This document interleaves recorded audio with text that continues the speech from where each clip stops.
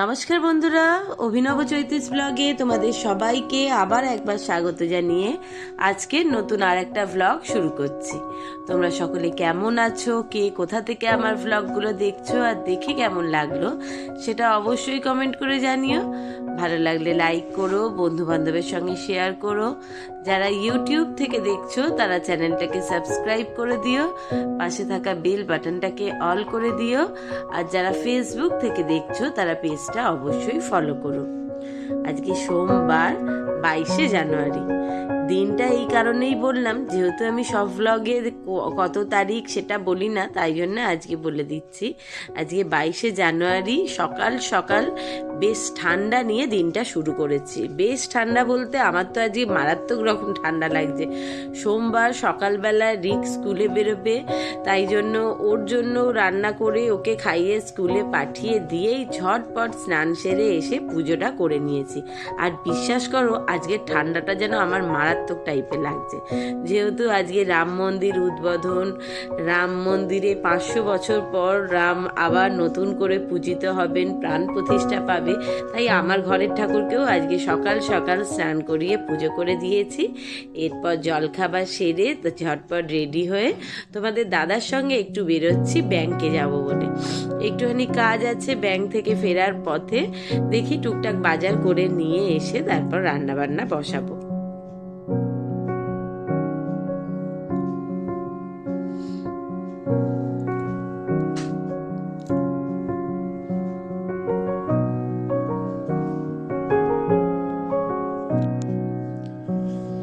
ফেরার পথে বেশ খানিকটা বেলা হয়ে গেছিল। বাজারে তো কপি এখন সবসময়তেই মানে সারা বাজার ফুলকপি, বাঁধাকপি, ব্রোকলি, বিভিন্ন রকম সবজিতে ভর্তি হয়ে রয়েছে।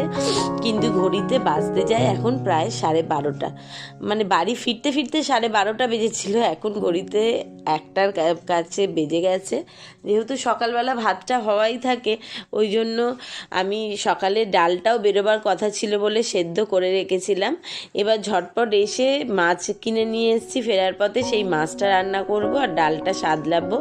যদিও ভেবেছিলাম আজকে একটু ঝাল ঝাল আলু পোস্ত খাবার ইচ্ছা হচ্ছিল, কিন্তু বিশ্বাস করো সময়টা মারাত্মক কম হাতে, তাই জন্য ঝটপট করে মনে করলাম ওই আলু মাখা, পাঁপড় ভাজা, ডাল, মাছের ঝাল এই রান্না করে ফেলি। দাদার তো অফিস আছেই, সেই সঙ্গে আজকে রয়েছে রাত্রিবেলা দাদার একটা বিয়ে বাড়ি, পাড়ারই একজনের ছেলের বিয়ে। তো আজকে তোমাদের দাদার নিমন্ত্রণ, বরযাত্রীতে যাবে। তো দাদা আজকে একটু তাড়াতাড়ি অফিস বেরোবে, তাড়াতাড়ি ফিরবেও বটে। তো আজকে ঝটপট করে রান্নাটা সেরে নিতে হবে, তাই আর বিশেষ কিছু রান্নার তোড়জোড় রাখিনি। ফেরার পথে পমফ্লেট মাছ পেয়েছিলাম, একদম গুনে গুনে 3টেই এনেছি, কারণ সোমবার রিকের আজকে বাড়ি ফিরতে ফিরতে প্রায় 10টা তো বাজেই। তো আর ঠান্ডাটাও যেহেতু প্রচণ্ড রয়েছে, রাত্রিবেলায় এসে তো এমনি খুব ভাত তো দিই না, খায় না। তারপর মাছটাও রাখলাম না, জানি আমাদের 3জনের 3টের মতো মাছ এবেলা করে নেবো, বাদবাকি ও কালকে আবার ও যখন মাছ আসবে সেইও খাবে। এখানে মাছটা ভেজে রেডি করে নিয়েছি।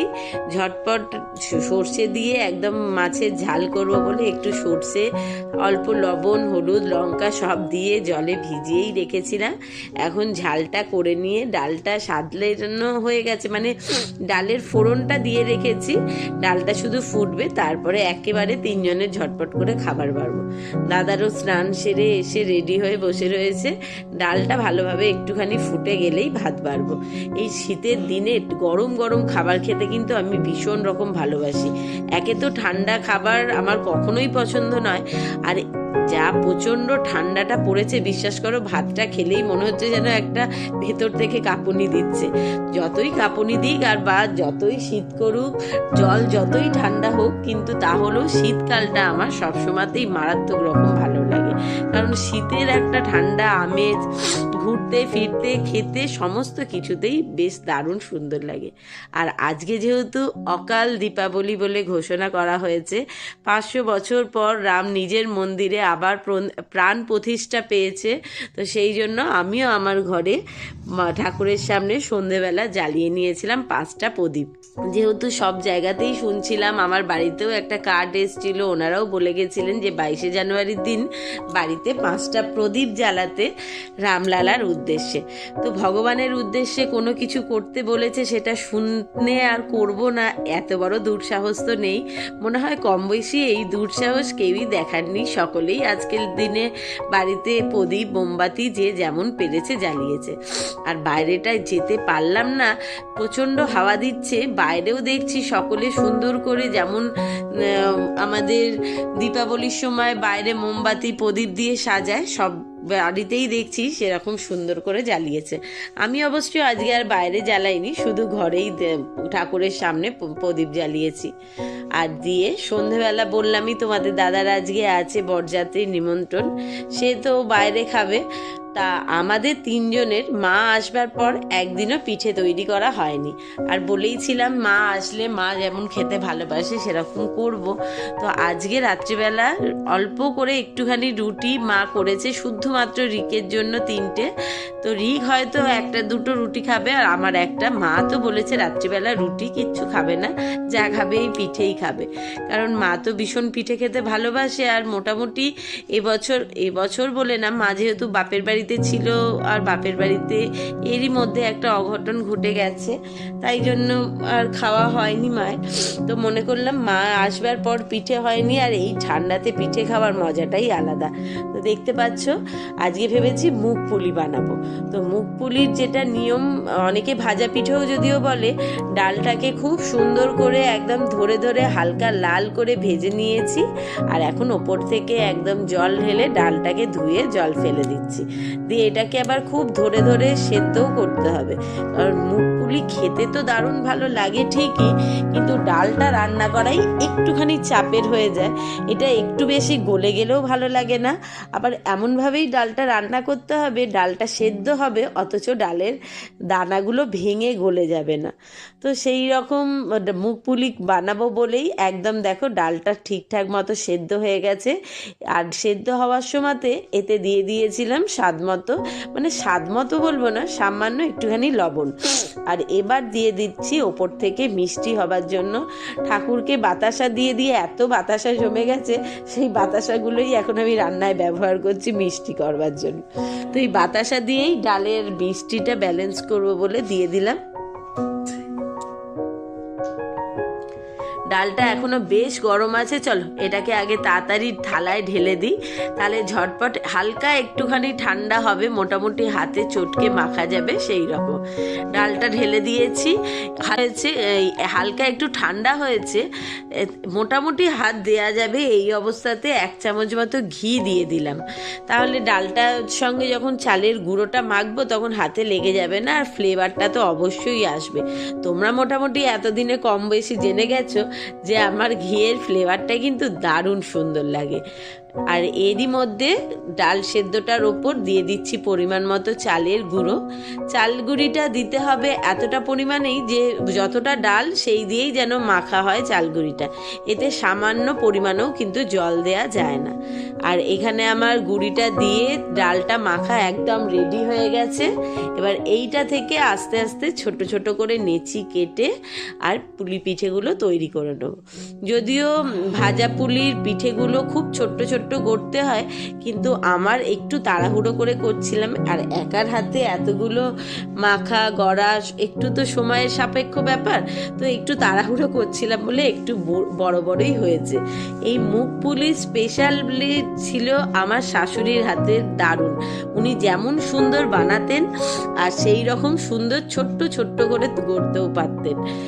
যাই হোক, ওদিকে মুগ পুলির পিঠেগুলো রেডি করে বেশ কিছুটা দেখতে পাচ্ছ এখানে চাল গুঁড়িও মেখে নিয়েছি গরম জল করে, আর ওইটার ভেতর এখন পুর দিচ্ছি মিল্ক কেক। এইটা বানানো হচ্ছে দুধ পুলি করব বলে। আজকে ভেবেছিলাম 4 রকম পিঠে বানাবো, কিন্তু বিশ্বাস করো এত সময়টা দেখছি হু হু করে তাড়াতাড়ি বেরিয়ে যাচ্ছে, 8:30টার মতো বাজে। এরই ফাঁকে তোমাদের দাদা এসছিল, আমি একবার উঠে ওর জামা কাপড়গুলো রেডি করে দিয়েছিলাম। ও রেডি হয়ে বেরিয়ে গেছে, ওকে চাটা করে দিয়েছি।